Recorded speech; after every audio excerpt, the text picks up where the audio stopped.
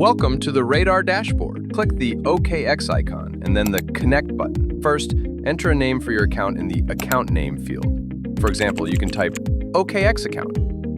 Now, let's switch to the OKX exchange. Hover over the profile icon, select API, and click plus. Create API key. In the API key name field, type Raydar.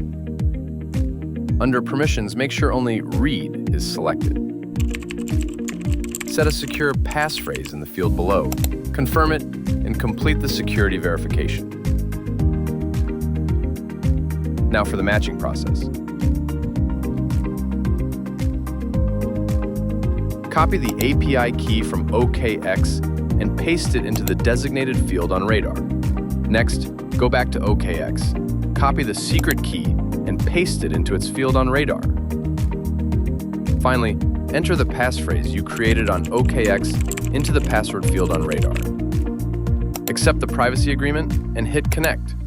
Congratulations, your account is successfully linked.